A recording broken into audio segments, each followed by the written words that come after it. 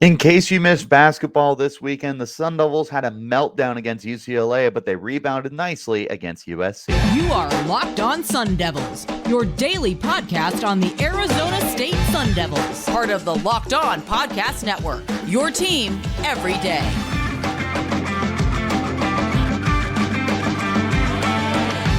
Welcome back to the Locked On Sun Devils podcast, part of the Locked On Podcast Network, your team every day.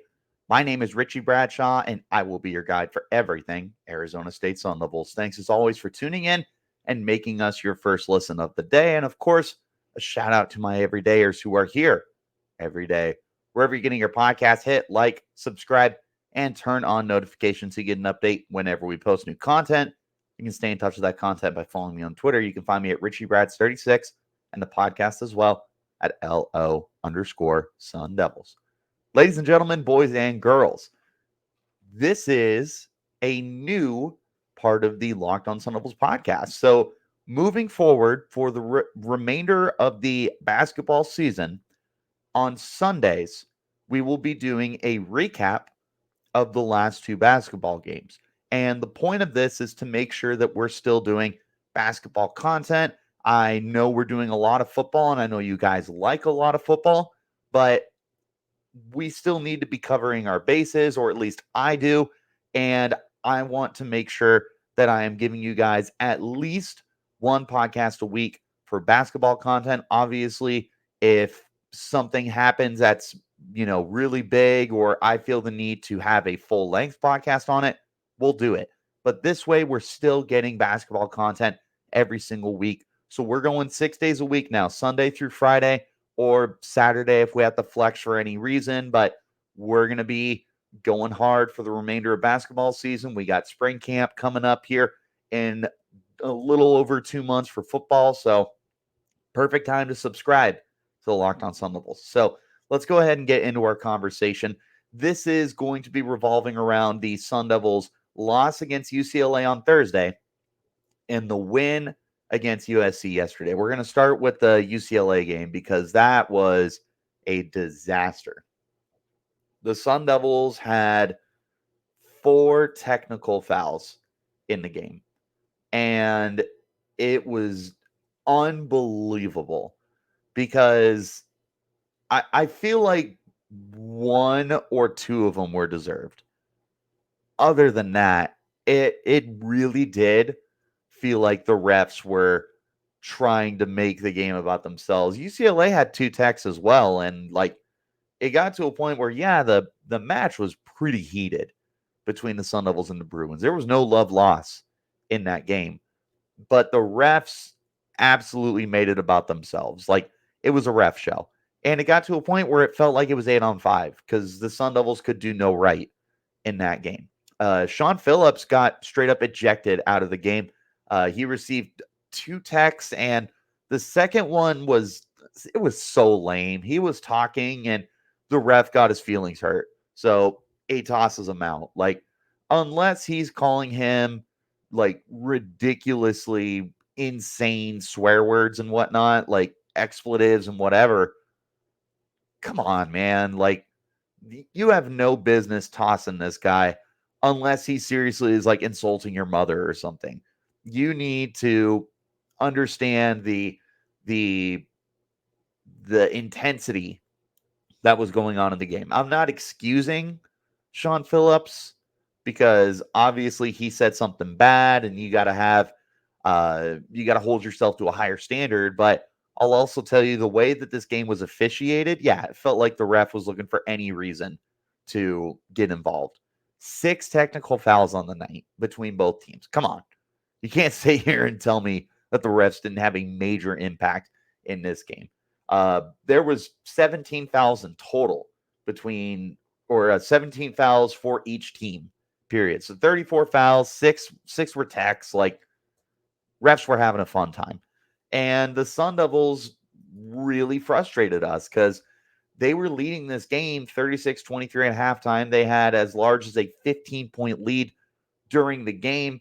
They were doing a lot of good things on offense. The defense, as we've come to know it, has played really well. When you hold a team to 23 points and a half, it's pretty good.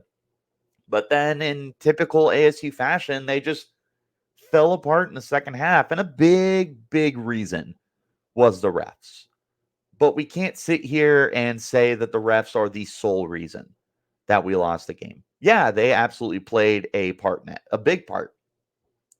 But you also were giving up so many opportunities to the Bruins. And this is not a great Bruins team. Like, they are 8-10.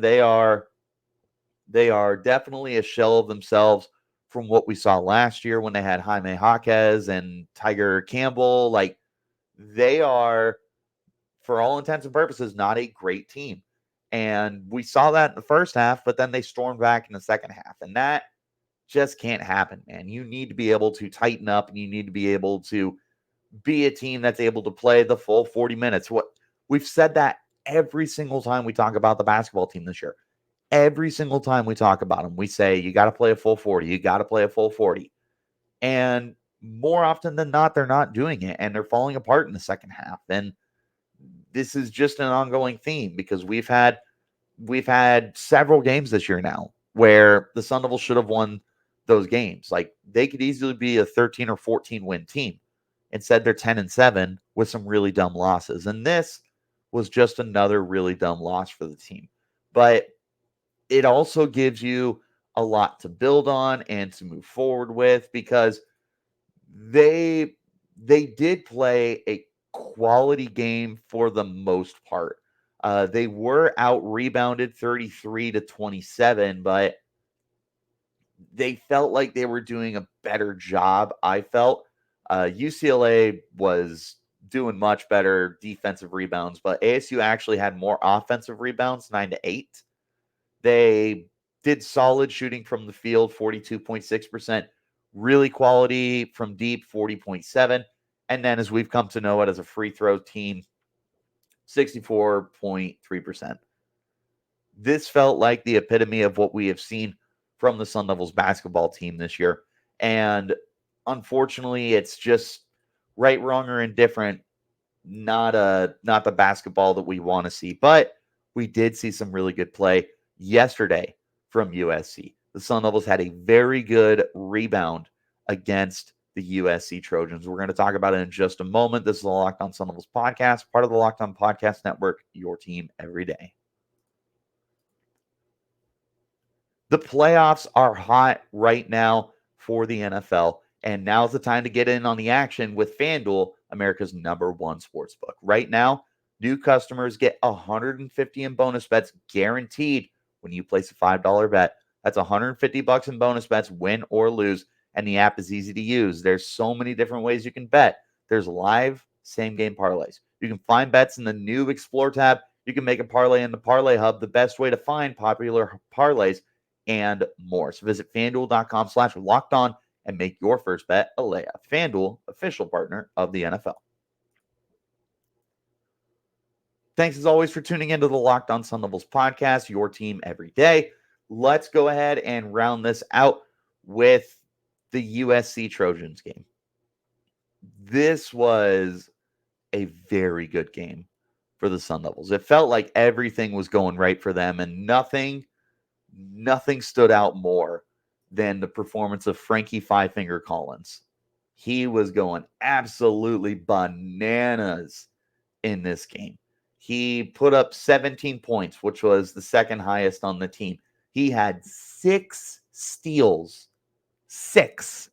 They all came in the first half, too. Like, Bronny James was absolutely getting torn up by everything that Frankie Collins was throwing his way.